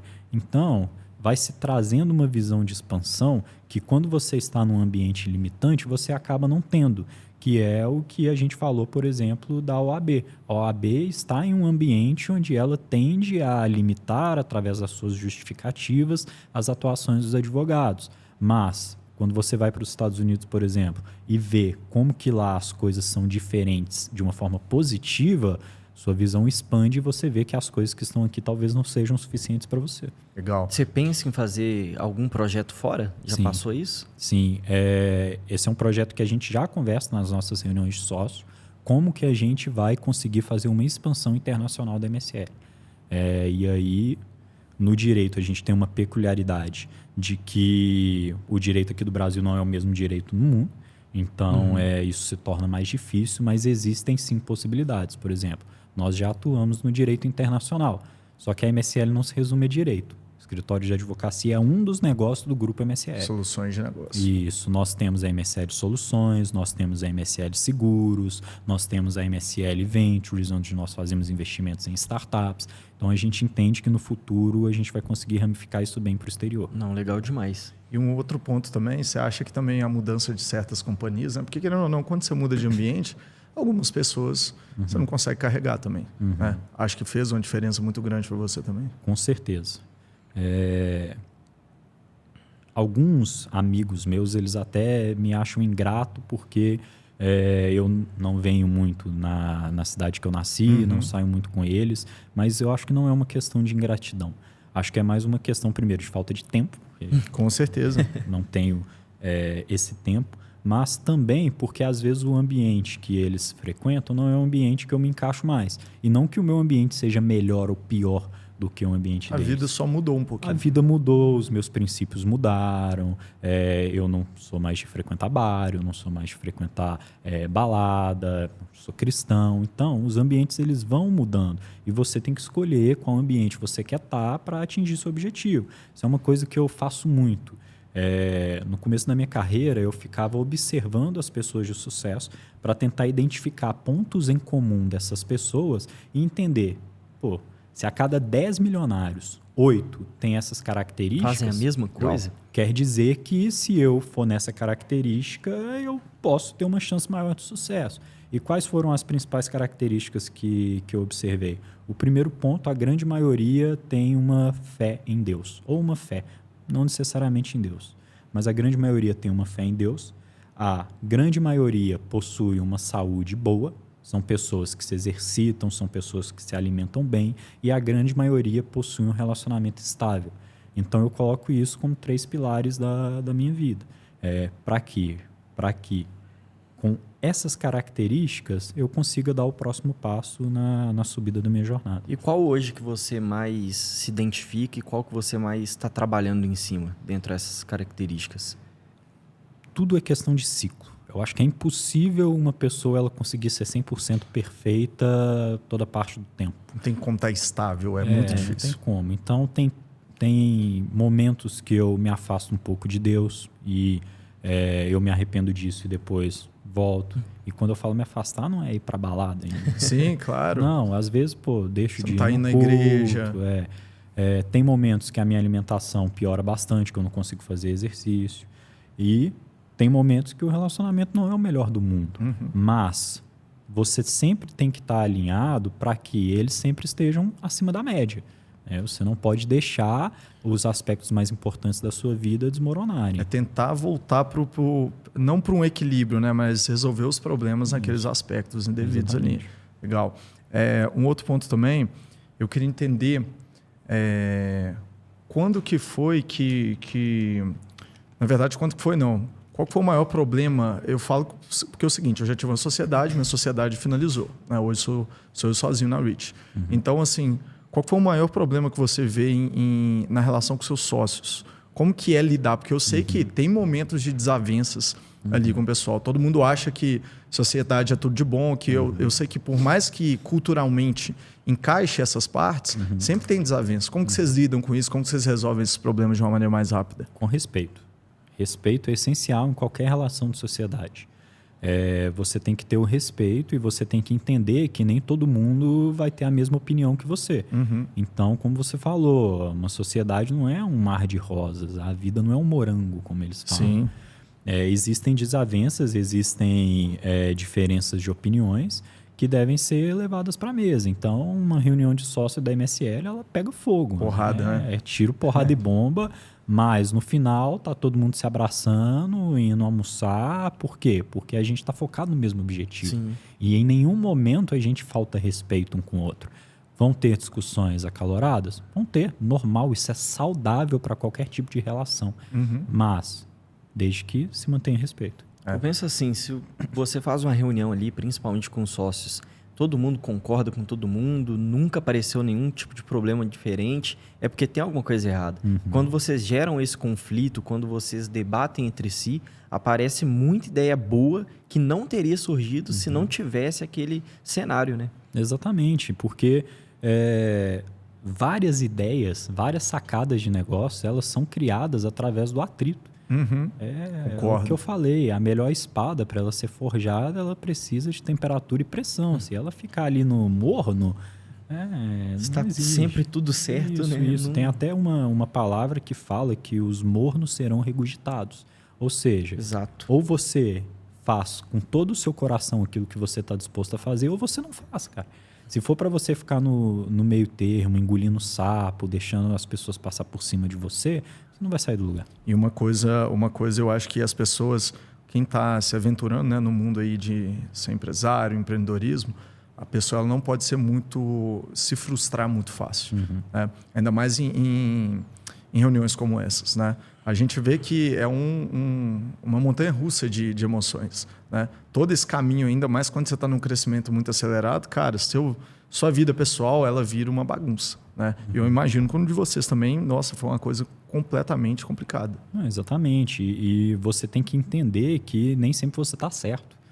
Tem que ter a humildade para isso. Às vezes você vai estar num ambiente acalorado, em que você vai bater o pé, você vai se posicionar, você vai colocar a sua opinião, você vai sair vencido dessa opinião que você colocou, e depois de 2, 3 semanas você vai olhar para trás e vai falar, pô, cara, que besteira que eu estava falando. Vocês estão certos. Isso acontece muito, né? Da mesma forma, pode ficar com raivinha de outra pessoa. Não existe isso, não. Então, é tudo questão de maturidade. Você tem que amadurecer, não é fácil. É igual um relacionamento.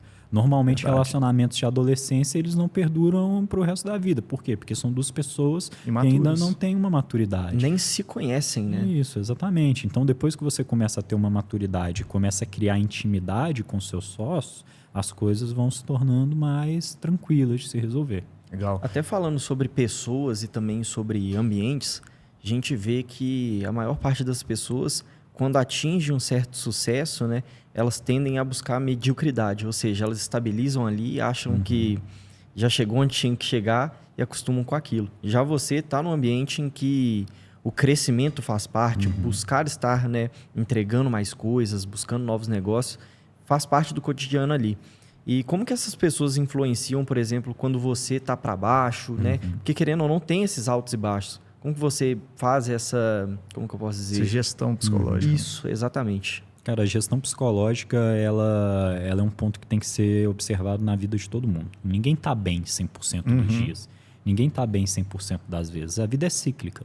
Vão ter momentos que você vai estar mais feliz com o seu trabalho, vão ter momentos que você vai estar mais triste. O que você não pode deixar acontecer é que esses pensamentos e essas baixas, elas tirem o seu foco e principalmente impeçam que você faça aquilo que você está disposto a fazer.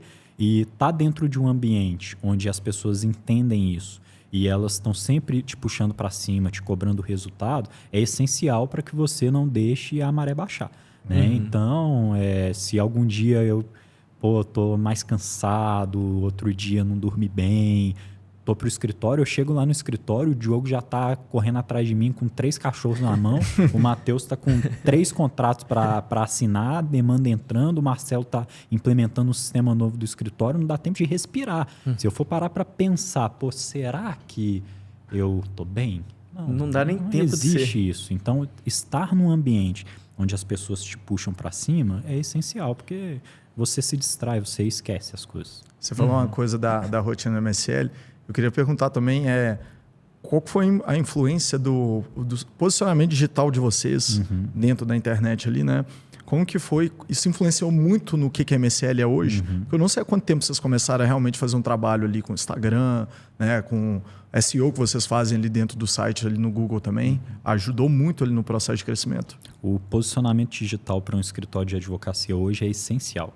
Todo escritório tem que ter um posicionamento e uma marca relevante no mercado para que ele possa gerar autoridade para os seus clientes. Então, no começo, a gente fazia um teste que toda vez que nós íamos em uma reunião comercial, a gente abria as estatísticas do nosso site e percebia que tinha uma visita do site daquela localidade que a gente estava. Que legal. Ou seja, sempre que um cliente ouvia falar, ou um possível cliente ouvia falar da MSL, ele pesquisava o nosso site. E eu não tenho dúvidas nenhuma de que ele pesquisava também o nosso Instagram. Então, ter um posicionamento digital intencional é essencial para que você mostre autoridade. Não necessariamente o seu Instagram ou o seu site vai trazer vendas para você. Isso é o mínimo que você tem que se preocupar. Mas ele vai trazer a autoridade para que quando você faça um tráfego pago, as pessoas abram o seu Instagram e pensem, poxa, não é balela. Isso que ele está fazendo realmente faz sentido e eu vou sentir confiança para comprar esse produto. Isso, até porque o funil hoje ele não é linear, né? A pessoa entra ali, tô rodando um anúncio direto, oferta tal. Essa pessoa cadastra, ela não compra agora no momento. Ela volta, vai no seu Instagram, olha seu site, até ela realmente decidir fazer a compra ali por você, né? Eu vejo que hoje em dia as pessoas se preocupam muito em colocar dinheiro em comercial e atração, né? Mas se preocupam muito pouco com a parte de posicionamento. Mas é exatamente o que você disse. Se você está rodando anúncio, colocando um caminhão de dinheiro ali, a pessoa, antes de te mandar, nem que seja uma mensagem, começar a te seguir, ela vai ver o seu conteúdo, vai tentar entender quem é você e a sua empresa. Então, se aquilo lá não está muito bem alinhado para passar autoridade e confiança, não vai funcionar. Exatamente, não só no digital. Se você está fazendo uma venda física, uma venda na mesa, a pessoa ela vai pesquisar de vocês. Ela vai pesquisar por vocês. E ela vai olhar o Instagram, ela vai olhar seu site, ela vai olhar no Google. Então, é muito importante que você se mantenha posicionado. Não só que tenha uma rede social e um site atrativo, mas que busque também outras formas de posicionamento. Exemplo, busque uma assessoria de imprensa. É algo que não tem um custo tão alto, talvez possa ser alto para um advogado iniciante, que ainda está sozinho, mas se você já tem uma estrutura pouco posicionada, vai fazer total diferença. Então, vou dar um exemplo. Ontem eu dei uma entrevista para o Valor Econômico. E aí, quando as pessoas colocarem Igor Montalvão no Google, e esse artigo já tiver sido publicado, vai aparecer Valor Econômico, Conjur, UOL, Migalhas. E como que funciona esse processo para conseguir se inserir dentro da mídia tradicional? Assessoria de imprensa. Porque a mídia tradicional ela é pautada por contatos. Não adianta eu mandar o meu currículo lá para o Valor Econômico e esperar que eles vão me ligar e fazer uma pergunta de uma entrevista. Então, nós temos uma assessoria de imprensa muito boa, que ela consegue essas pautas para a gente e pela qualidade que a gente entrega nessas pautas e nessas respostas, os canais acabam já perguntando sobre a gente. Então, no começo, eles mandavam para a assessoria de imprensa, estou aqui com uma pauta sobre direito empresarial na Folha de São Paulo. Vocês conhecem alguém que pode atender? Agora já é diferente. Agora eles falam, pessoal, estou com uma pauta da Folha de São Paulo, Montalvão está disponível para falar? Legal. E é exatamente o lugar que o seu cliente provavelmente está, né? Não adianta também você enfiar em certos canais ali que não faz sentido nenhum para a sua empresa também. Agora, um outro ponto, queria entrar numa parte pessoal. Todo o crescimento da MSL ocorrendo e quais são os sonhos do Igor aí para frente? Né? Porque você já conquistou várias coisas também. Né? Eu sou muito novo, né? Sim. E eu vejo que muitas pessoas que talvez tivessem a minha idade, com o nível de prosperidade que eu tenho, talvez elas já teriam se perdido. Então, eu faço um trabalho dentro de mim para que eu sempre mantenha o pé no chão o máximo possível. Legal. Então, o meu pensamento a longo prazo ele está linkado aos meus objetivos pessoais. E meu maior objetivo pessoal é dar a melhor vida possível para o meu futuro filho, que eu ainda não tenho. Então, tudo é pautado. É uma escadinha de objetivos que elas vão chegando. Então, poxa, onde que eu vou querer morar? Qual que é a condição de vida que eu quero ter? Qual que é a segurança que eu quero passar para minha família? Qual que é o tipo de casamento que eu quero ter? Então, essas são minhas ambições. Eu não costumo ter uma ambição de, eu quero ter uma Porsche 911. É porque é o básico, todo mundo sempre fala a mesma coisa, né? Não, eu já penso um pouco mais no sentido de, o que eu preciso fazer para morar nesse condomínio? O que eu preciso fazer para conseguir pagar a mensalidade da escola para o meu filho? Legal. Então, eu vou nessa linha. E eu acho que assim, quando a pessoa se perde muito no luxo, ela perde a graça muito rápido. Você perde o propósito da sua vida, né? Porque a pessoa acha que ela vai ficar feliz se ela comprar tal coisa. Vou te dar um exemplo, né? Aí você perde a graça completamente. Vamos usar um exemplo. Eu já comprei um relógio de luxo, você já comprou um relógio de luxo.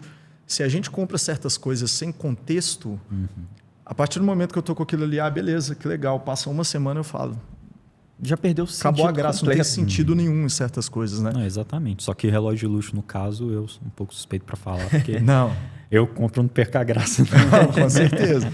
Com certeza. Eu gosto. E essa é uma coisa que eu não tinha, nunca fui muito ligado em relógio, e aí o Diogo começou a me inserir nesse meio. Hoje eu já sou Eu vidrado. também não gostava, não, e é legal demais. É muito bom, cara. Eu fico olhando, fico pensando, mas esse eu considero o relógio, por exemplo, como um investimento. Porque Com eu sei certeza não perde o valor. que lá na frente ele não vai perder o valor, ele pode até valorizar e se eu vender, tá tudo certo, né? Uhum. Mas eu ainda sou uma pessoa que gosta de usar Apple Watch, então muitas das vezes eu vou Tem pro muita gente que escritório com julga Apple pra Watch. caramba, né? Não, fala. Eu já vi tem um advogado que vende curso aí, advogado que vende curso, e tem um anúncio dele que ele fala assim: ô advogado, você quer deixar de ser um advogado de Apple Watch e virar um advogado de Patek Philippe? Nossa, e pega um tanto de cara. Aí, cara, eu olhei pro meu pulso assim, eu tava no escritório com o Apple Watch e o meu escritório é muito maior que o dele. E eu assim, poxa, O cara se baseando num relógio, cara. Que tem a ver, né? Então é fazer as coisas por gosto e não simplesmente por status. Acho que esse é o ponto. Porque se você se baseia ali em conquistas materiais, é algo muito supérfluo. Eu estava até pensando ontem, eu estava lembrando, tipo, o carro é novo, né? Então eu estava dirigindo ele, eu falei, cara, a emoção do primeiro foi muito mais legal do que esse daqui. Mesmo sendo melhor, né? Sendo um carro muito mais potente, etc. E você falou sobre manter o pé no chão. Quais ações você acha que... ações ou pensamentos que você vê que faz com que você continue, né, crescendo mesmo assim, né, com o pé firme? Observar o erro dos outros. Acho que é o principal ponto que a gente tem que ter. Porque quando você observa que as pessoas já erraram, você evita com que você erre também. E eu vejo que as pessoas que não são pé no chão, elas acabam tendo problemas no futuro. E, já falando de uma forma pessoal, eu sou uma pessoa que eu tenho conforto naquilo que eu já tenho. Então, eu não preciso de um luxo exacerbado para eu me sentir feliz. Então, o meu carro, por exemplo, mesmo se eu tiver condição de comprar uma Porsche, eu não vou comprar uma Porsche porque é uma Porsche. Eu vou querer comprar uma Porsche porque aquele modelo específico ele vai dirigir sozinho, ele vai ter Ele vai te dar mais uma conforto central pra de sua bordo diferente, então eu olho conforto. E uma coisa legal é que você falou de felicidade. Comprei o primeiro carro, foi mais feliz que tudo. Eu tive essa sensação também, inclusive ontem. Ontem não, acho que foi domingo. Quando eu vi um golzinho igual que eu tinha, né? Aí eu olhei e fiquei viajando, falando, poxa, cara, olha como que o mundo dá volta. Poucos anos atrás, eu tava naquele golzinho que eu tinha que descer a Via Expressa com o motor desligado para o motor não ferver. E agora eu tô aqui num carro muito melhor.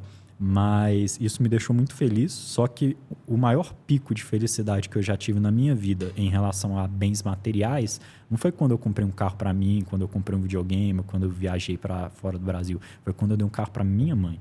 Essa foi a melhor experiência que eu já tive. Eu fiquei mais feliz que tudo, cara, porque primeiro que a gente fez uma surpresa para ela, a gente falou que a gente estava levando o carro antigo dela, ela tinha um carro, nossa, coitado do carro. Para vender, e aí na hora que chegou lá tava o carro dela com um laço lá vermelho. Cara, ela começou a chorar, abraçou a gente, foi um momento muito bom. Porque tem um propósito ali por trás, né? Então, cara, eu sou uma pessoa que gosta de honrar as pessoas que já fizeram bem para mim, né? Então, a minha mãe, por exemplo, para pagar minha faculdade, ela trabalhava 3 turnos.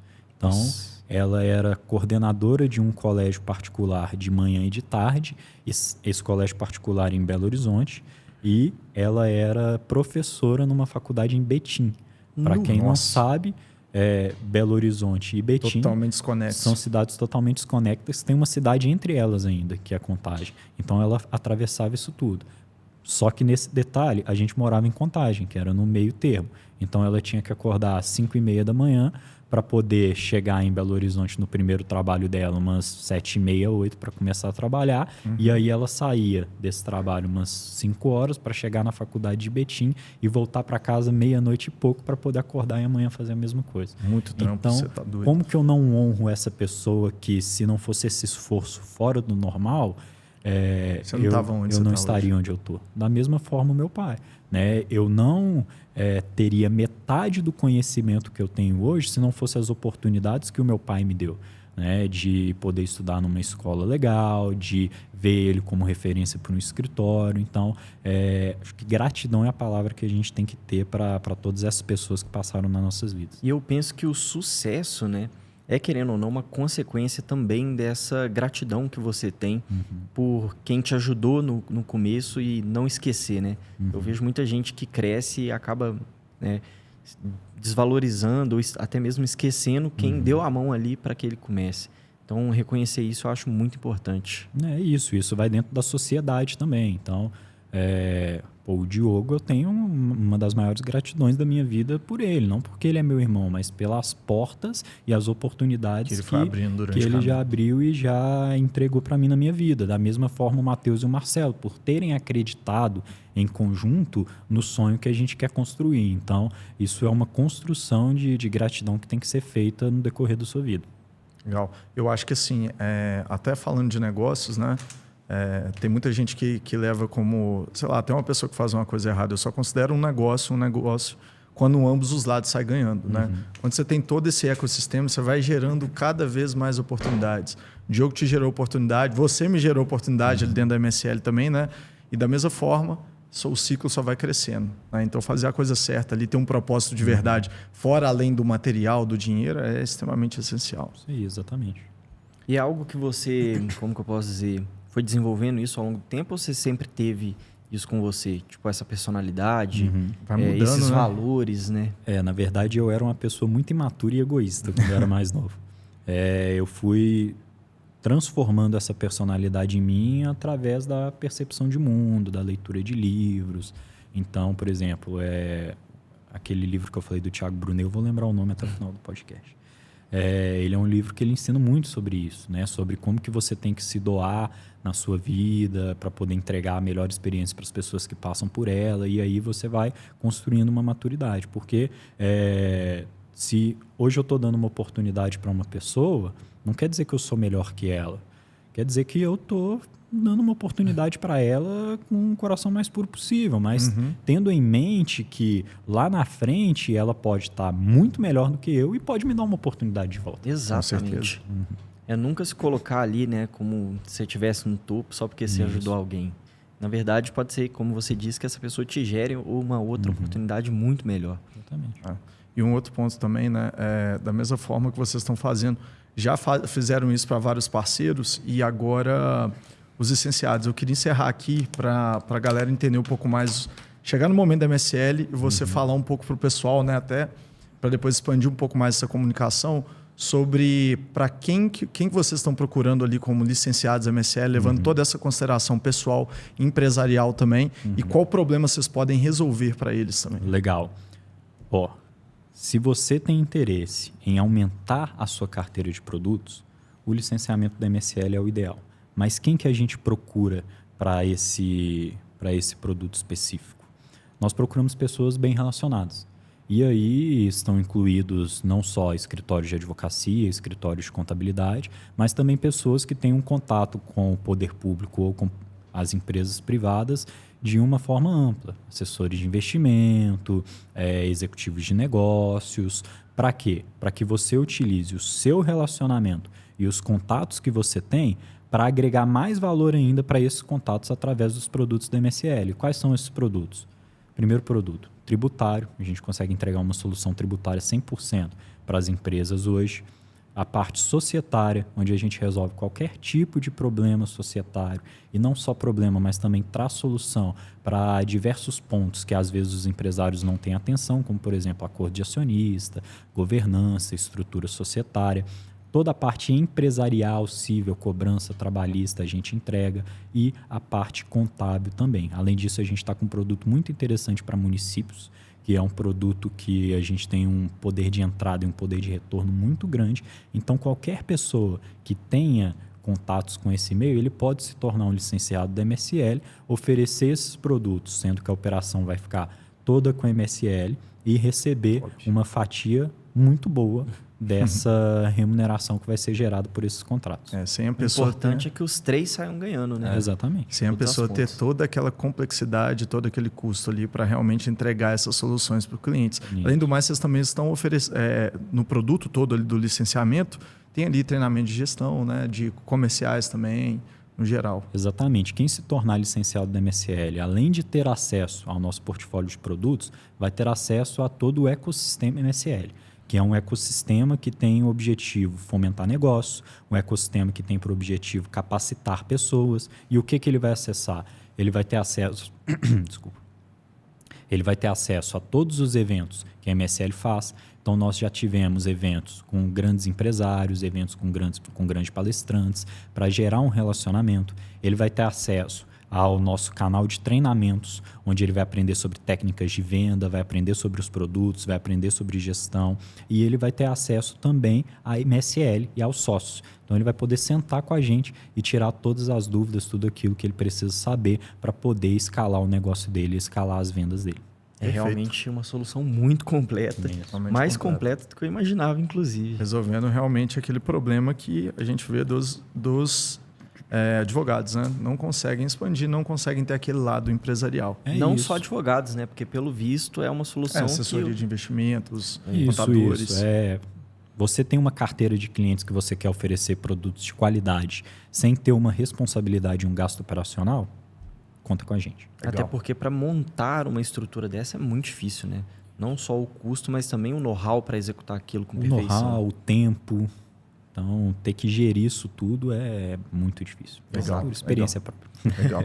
Queria encerrar falando um pouco do licenciamento da MSL Partners e queria te fazer uma pergunta também. Que mensagem que você deixa para a galera aí, principalmente, né, você falou como você é novo, para os jovens de hoje em dia que estão querendo começar a empreender, né, ou começar a mudar a vida deles de verdade. O que você falaria para a galera aí?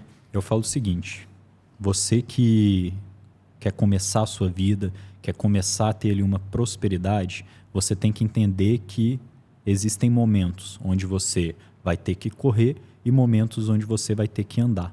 Então, utilize esse momento em que você está novo para fazer o melhor possível para a sua jornada. Se precisar ficar sem comer, se precisar dormir de madrugada, se precisar ficar cansado, aproveite esse momento agora, porque lá na frente você não vai ter o tempo e não vai ter os meios para conseguir fazer isso. Então agora é o momento para que você plante aquilo que você vai colher no futuro. Legal. Sensacional. Fenomenal. Muito bom mesmo. Gente, nós estamos encerrando mais um episódio do Deadline Podcast com o Igor aqui, uma pessoa fenomenal, um empresário fenomenal também. Espero que vocês gostem. Foi muito bom ter sua companhia Igor, aqui, cara. Prazeraço. Muito obrigado. Tenho viu? certeza que quem prestar atenção consegue extrair muita coisa desse episódio. É isso, espero que eu possa ter expandido a mente de algumas pessoas. Com certeza. certeza. Valeu, gente. Muito obrigado, viu?